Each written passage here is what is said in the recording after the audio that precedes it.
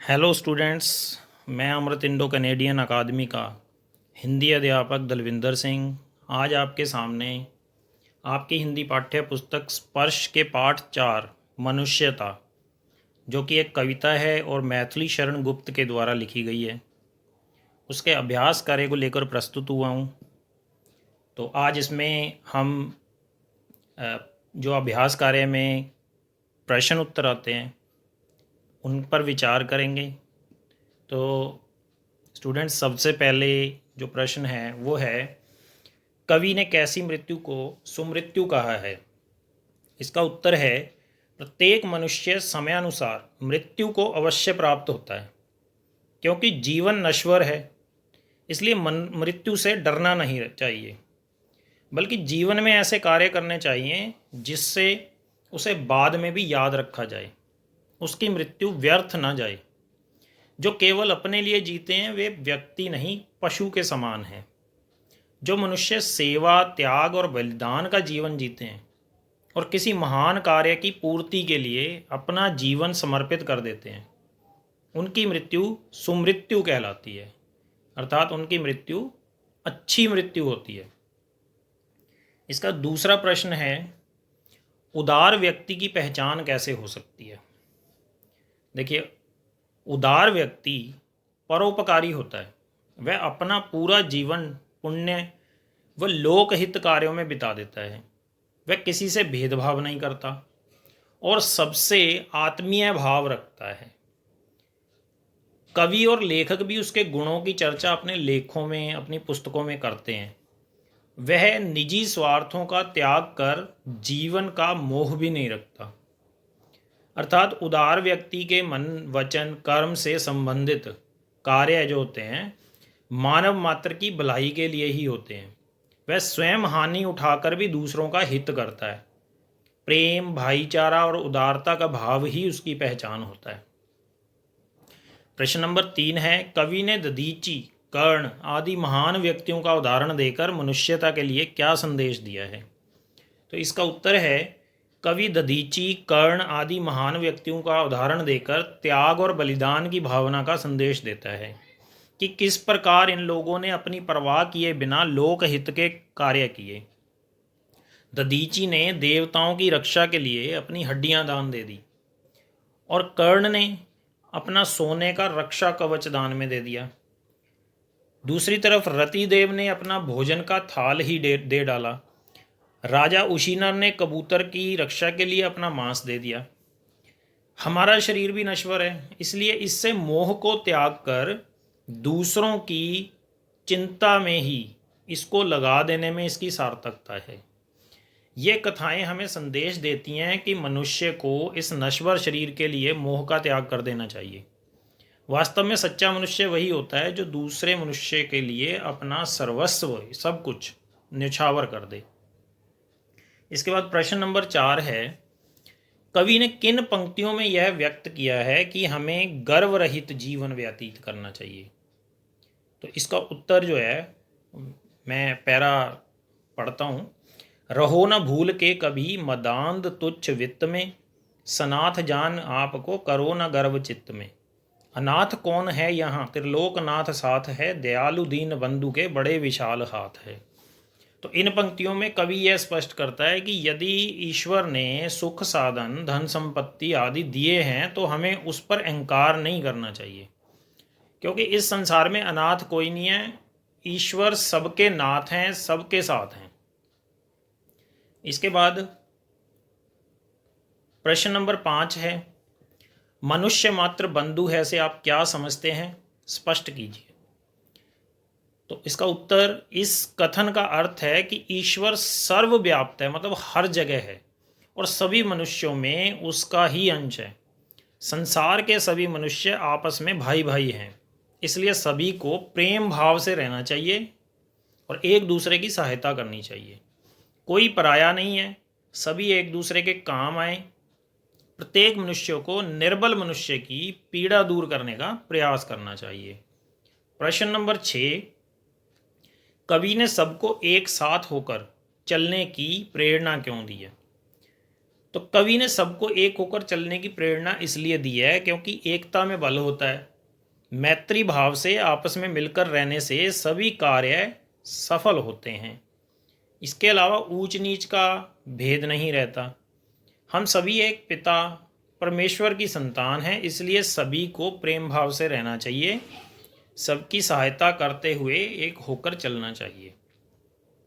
प्रश्न नंबर 7 है इसमें, व्यक्ति को किस प्रकार का जीवन व्यतीत करना चाहिए, इस कविता के आधार पर लिखिए। उत्तर, कवि कहना चाहता है कि हमें ऐसा जीवन व्यतीत करना चाहिए जो दूसरों के काम आए। मनुष्य को अपने स्वार्थ का त्याग करके परहित के लिए यानी परोपकार के लिए जीना चाहिए। जो मनुष्य सेवा, त्याग और बलिदान का जीवन जीते हैं और किसी महान कार्य की पूर्ति के लिए अपना जीवन समर्पित कर देते हैं, उनकी मृत्यु सुमृत्यु कहलाती है। मनुष्य को ऐसा जीवन व्यतीत करना चाहिए कि लोग उसकी मृत्यु के बाद भी उसके द्वारा किए गए कार्यों को, बलिदान को, त्याग को याद रखें। प्रश्न नंबर 8 है इसमें, मनुष्यता कविता के माध्यम से कवि क्या संदेश देना चाहता है। उत्तर, प्रकृति के अन्य प्राणियों की तुलना में मनुष्य में चेतना शक्ति जो है वो प्रबल होती है।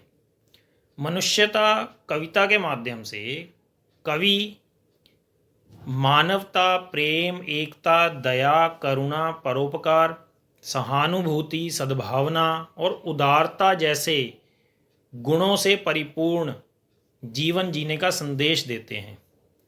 मनुष्य दूसरों के हित का ख्याल कर सकता है। इस कविता का जो संदेश है वह यह है कि हमें मृत्यु से नहीं डरना चाहिए और परोपकार के लिए अपना जीवन न्यौछावर करने के लिए तत्पर रहना चाहिए। जब हम दूसरों के लिए जीते हैं तो लोग हमें मरने के बाद भी याद रखते हैं।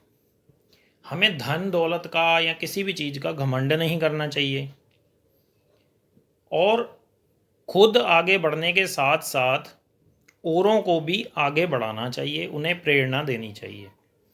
सभी मनुष्य ईश्वर की संतान हैं, इसलिए सभी आपस में भाई भाई हैं। अतः सभी को एक होकर चलना चाहिए और परस्पर भाईचारे का व्यवहार करना चाहिए। निस्वार्थ भाव से जीना, दूसरों के काम आना और स्वयं ऊंचा उठने के साथ दूसरों को भी ऊंचा उठाना ही असल में मनुष्यता है। इसके बाद अगला प्रश्न है, निम्नलिखित का भाव स्पष्ट कीजिए। तो इसमें कुछ पंक्तियां दी हुई हैं जिनका भाव स्पष्ट करना है।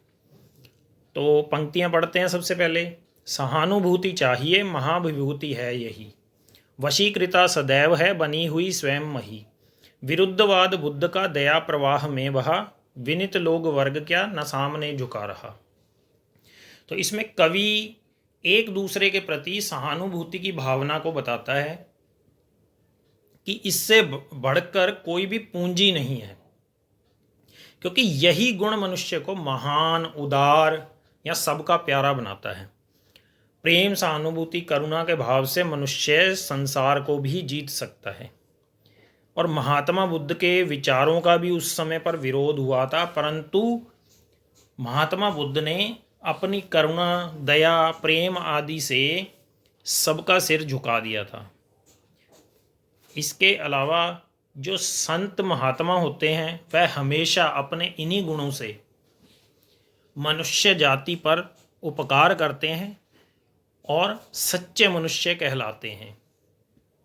इसके बाद अगली पंक्तियां हैं, रहो न भूल के कभी मदांध तुच्छ वित्त में, सनाथ जान आपको करो न गर्व चित्त में।